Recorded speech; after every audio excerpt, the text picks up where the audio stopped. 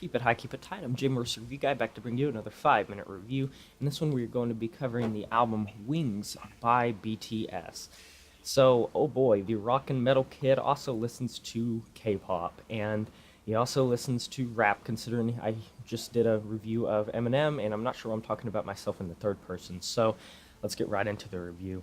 If you've been on the internet for a second in the past 3 to 4 years, chances are you have seen something about BTS. The ARMY, as the fandom is called, is just completely widespread, and this band has really just globally become a phenomenon. They are a Korean boy band, pop band, that's made up of 7 members, them being Jin, Jimin, Jungkook, J-Hope, Rap Monster, Suga, and V, and they are known for their kind of quieter, more mellow, smooth songs, and their more kind of hip-hoppy, fast-paced songs, which were what they kind of built their reputation on to begin with, and then they slowly kind of diverged into more of a pop-type territory where they mixed in some of their heavier type of hip-hop elements, and they usually nowadays mix the two on their albums to appease to both sides of the fan base. But it seems like no matter what BTS does, no matter what any of the solo artists do that are within the band, it blows up, it becomes successful.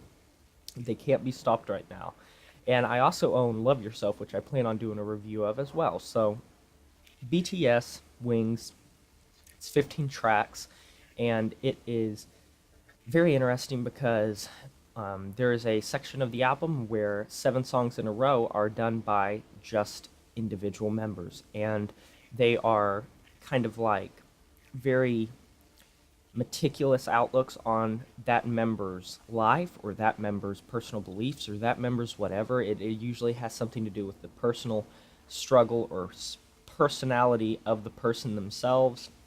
Like, J-Hope is talking about his mother, and Jungkook is talking about how he, that would be in the song Mama. Jungkook in Begin is talking about how he, came and he was nothing, and this band made him bigger, and he was scared of what was going to happen. He didn't think much of himself, and then he became something more.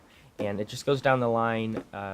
Suga's about First Love. It's about his piano. It's about how he got into musicianship, and just it's very interesting how they do that. But throughout this album, there are some catchy hooks on the songs where the whole band's singing from start to finish.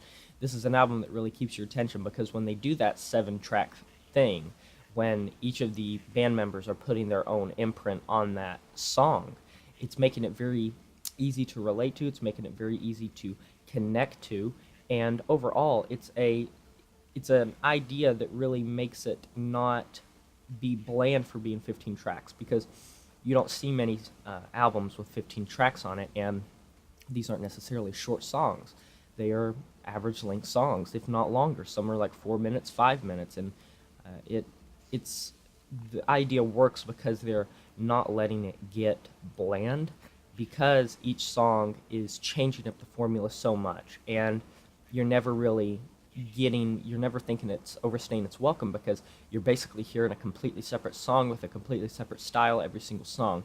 I think that whoever set the album foundation together, where each song was going to be, did a great job. I like the fact that they put the 7 together, and then all the rest of them, I think that they flow well. The ones they chose to put, You Get Blood, Sweat, and Tears, and then it goes straight into Begin. And I believe that's right, yeah.